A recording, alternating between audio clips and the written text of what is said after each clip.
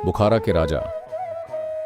उन्होंने कबीर को खोज लिया। कबीर ने कहा, दीक्षा संभव नहीं है, घर की सारी गंदगी उस पर फेंक दो। वो आत्मज्ञान को प्राप्त हुए और एक शानदार इंसान बन गए। कबीर ने कहा, अब समय है, तुम्हें बुखारा वापस जाना होगा।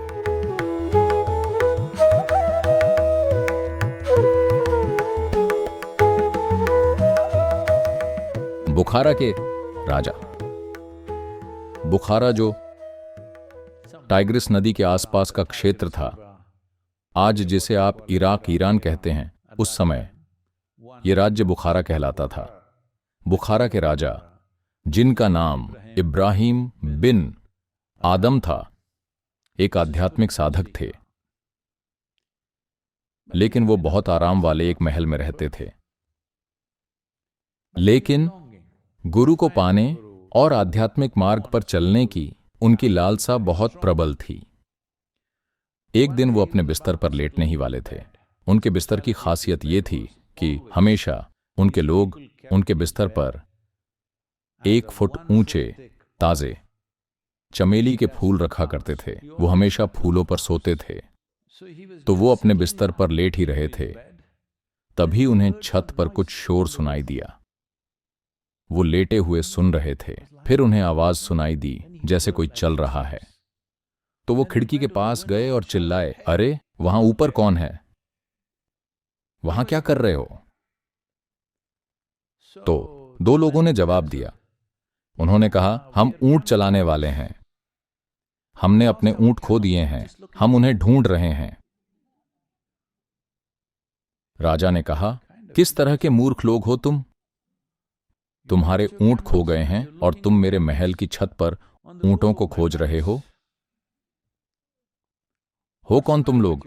मूर्ख हो या पागल हो? तब उनमें से एक बोला, जब तुम फूलों के बिस्तर पर लेटकर परमात्मा की खोज कर सकते हो, तो हम महल की छत पर अपने ऊंट क्यों नहीं खोज सकते? तो राजा को बात समझ में आ गई।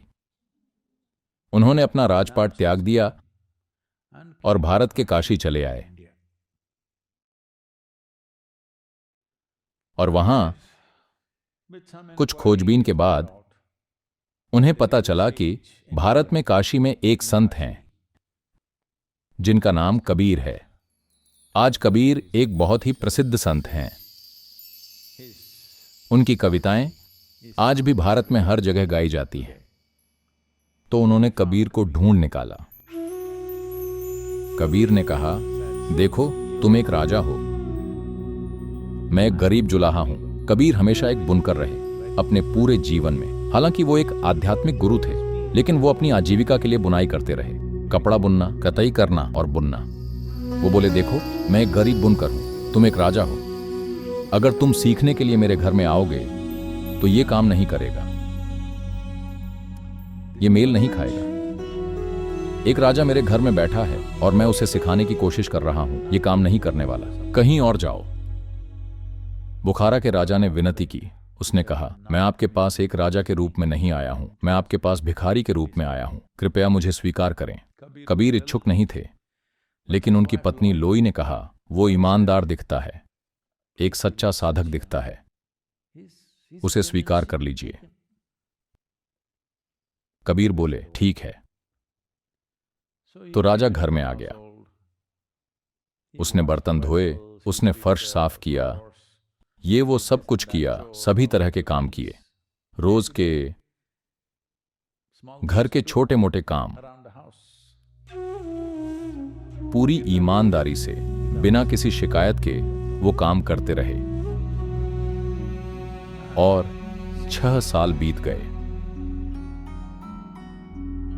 तो कबीर की पत्नी लोई अपने पति के पास गई और बोली, आपको उसे दीक्षा देनी चाहिए, आप उसे नजरअंदाज करते आ रहे हैं। 6 साल बिना किसी शिकायत के इस आदमी ने हर तरह का काम किया जो भी हमने उसे दिया।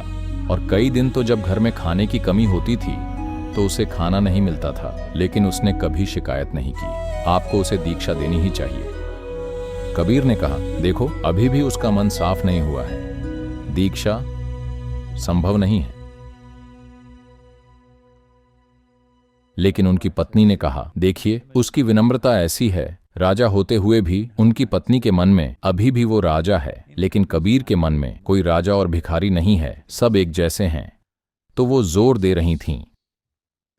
तब कबीर ने कहा, एक काम करो, पड़ोस में घर की छत पर, किसी एक घर की छत पर जाओ, वहां घर की सारी गंदगी लेकर खड़ी हो जाओ।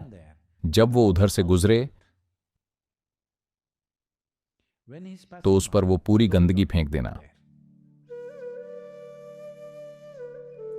तो उन्होंने वैसा ही किया।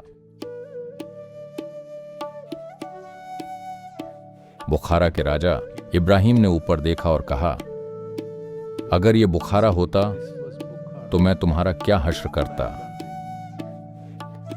तो उन्होंने आकर कबीर को बताया कि ऐसा हुआ। कबीर ने कहा, मैंने तुमसे कहा था ना, उसका मन अभी साफ नहीं है, अभी उसे दीक्षा देने का कोई मतलब नहीं है। तो राजा ने काम जारी रखा। उन्होंने उसे और काम दिए और ज्यादा मेहनत वाले काम। उसने सब कुछ किया और 6 साल और बीत गए। तब लोई ने फिर कहा, कृपया उसे दीक्षा दीजिए। 12 साल बीत गए हैं। कबीर अभी भी वो बोले, थोड़ा समय और बीत जाने दो, जल्दी क्या है, 12 साल ही तो हुए हैं। उन्होंने कहा, नहीं नहीं, वो बहुत ईमानदार है। कभी कभी मैं उसकी विनम्रता, उसकी सेवा भावना से बहुत प्रभावित हो जाती हूं। वो राजा की तरह नहीं घूम रहा है। कबीर बोले, ठीक है, वही चीज फिर करो और ज्यादा गंदगी मिला लेना। उनके पास एक पालतू बिल्ली थी। वो बोले, बिल्ली की सारी टट्टी भी कूड़े में मिला देना और उस पर फेंक देना। तो वो वहां से गुजर रहा था। उन्होंने सब कुछ उस पर फेंक दिया, सारी गंदगी और हर चीज। तो उसने ऊपर देखा और कहा, मैं आपका आभारी हूं क्योंकि आपने मुझ पर अभी वही चीज फेंकी है जो मेरे दिमाग में है, इसीलिए मैं आपका बहुत आभारी हूं। और वो चला गया। तो वो आई और कबीर को बताया। कबीर बोले, समय आ गया है। तो उन्होंने उसे दीक्षा दी। वो आत्मज्ञान को प्राप्त हुए और एक शानदार इंसान बन गए। तब कबीर ने कहा, अब तुम्हें वापस जाना चाहिए। अब जब तुम्हें आत्मज्ञान हो गया है तो तुम्हें यहां नहीं होना चाहिए, तुम्हें बुखारा वापस जाना चाहिए। वो वापस चले गए और वो